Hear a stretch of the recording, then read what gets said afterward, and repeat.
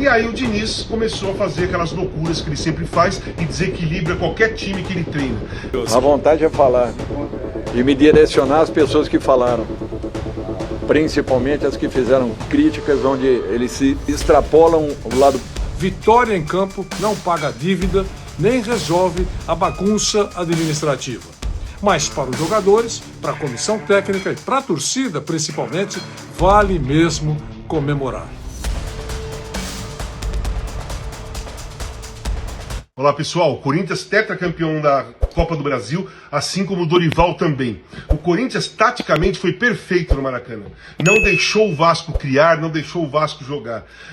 A escolha de colocar mais um volante no meio campo, ao invés de ter o Garro, que é mais criativo, fez sucesso. Deu certo pro Dorival, porque o meio-campo ficou mais combativo, mais marcador, e ele liberou os laterais, tanto que o Mateuzinho e o Bidu fizeram uma grande partida, né? E o Alberto fez o primeiro gol, poderia ter feito o segundo. O Corinthians sofreu um empate no final do primeiro tempo, mas não se abalou. E no segundo tempo, essa parte tática, esse corpo que o Corinthians conseguiu, aumentou ainda mais, né? Fez o segundo gol com o Memphis, e aí o Diniz começou a fazer aquelas loucuras que ele sempre faz e desequilibra qualquer time que ele treina.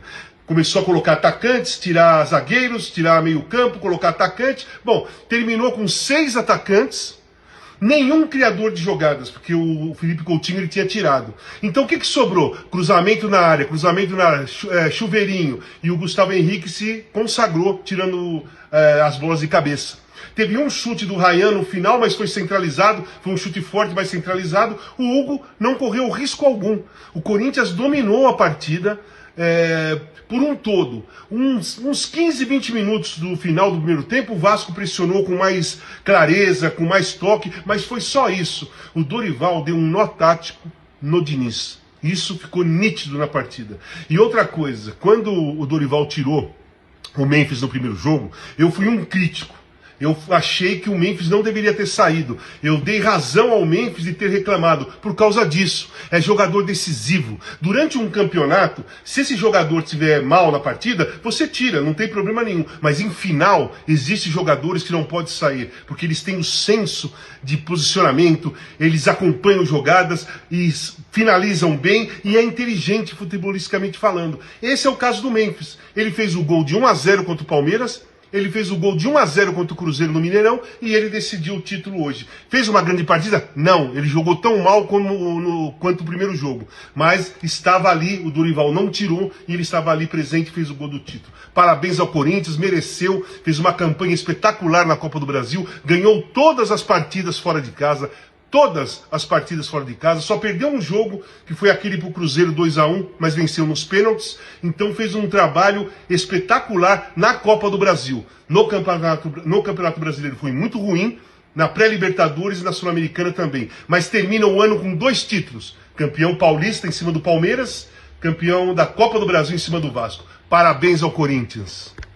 Nos últimos 3 anos, você finalizar uma Libertadores invicto, você ganhar uma Copa do Brasil como nós ganhamos, com apenas 3 gols tomados e uma derrota, pode ter certeza, não é para qualquer um, não. Não é para qualquer um. O cara tem que ter, desculpem a palavra, mas tem que ter muito para poder suportar tudo aquilo que aconteceu. A vontade é falar e me direcionar as pessoas que falaram, principalmente as que fizeram críticas onde eles se extrapolam o lado, partindo até para o lado pessoal, mas não tem problema. Para esses aí, boa noite e vão dormir em paz. Oi, gente, eu queria aqui aplaudir o Corinthians, ó, minhas palmas ao Corinthians, que é gigante, é grande, né? O Corinthians está devendo até as calças, não é verdade? Está com sérios problemas administrativos, mas dentro de campo o time de futebol se superou, né? O time de futebol ganhou o Campeonato Paulista, ganhou a Copa do Brasil, ganhou direito a disputar a Libertadores da América do próximo ano, né? E não é pré-Libertadores, é a Libertadores da América. Então, você veja a grandeza do Corinthians. Imagine só o Corinthians se fosse organizado em nível administrativo. O clube que seria, sabe? Então vamos torcer para que isso aconteça futuramente, porque os caras que jogaram, comissão técnica, todos merecem parabéns de verdade. Parabéns pro Coringão! Corinthians campeão da Copa do Brasil 2025, vencer é bom, ser campeão é ótimo, troféu, premiação, recorde de premiação em torno de 100 milhões de reais acumulados, vaga na Libertadores, salvação da temporada, mas o time, você sabe, magicamente não vira mais eficiente, mais consistente ou menos decepcionante só por esse título. A realidade é dura. No Brasileiro, a temporada foi irregular, ficou em 13º lugar e a equipe apresentou problemas ao longo de toda a sua caminhada na temporada.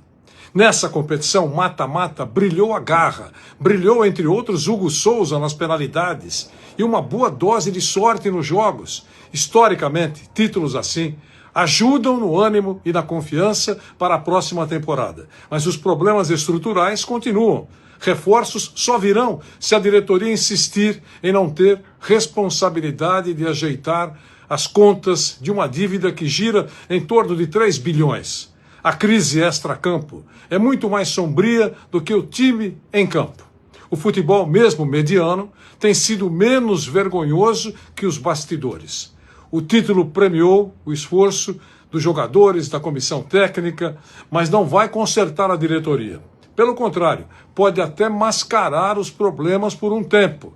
A realidade do futebol brasileiro mostra que, dependendo da profundidade do buraco, vitória em campo não paga dívida nem resolve a bagunça administrativa. Mas para os jogadores, para a comissão técnica e para a torcida, principalmente, vale mesmo comemorar.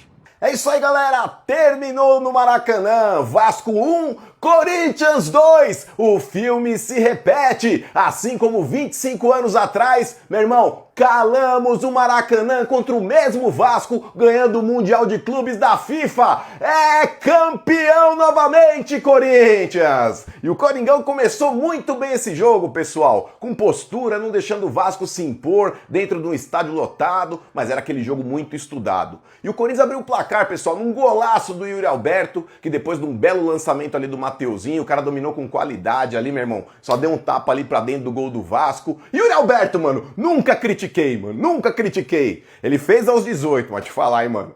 Teve uma outra boa chance aos 26 e aí ele fez o quê, mano? Desperdiçou, mano. Meu Deus do céu, me ajuda, Yuri, me ajuda. E a bola pune, né, pessoal? Num erro de passe ali numa saída de bola do Corinthians, ali o Ranieri acabou dando um contra-ataque pro Vasco, que acabou empatando ainda no primeiro tempo, mano. Jogo difícil, pegado, final é assim mesmo, né? Foram 2 erros, pessoal, que poderiam ter custado muito caro e comprometido esse título do Corinthians. E o time precisava voltar muito mais ligado pro segundo tempo. Aí, ó, realmente o time voltou, mano. Parabéns, Corinthians. Isso é postura de time campeão. Jogo inflamado, briga, discussão, confusão.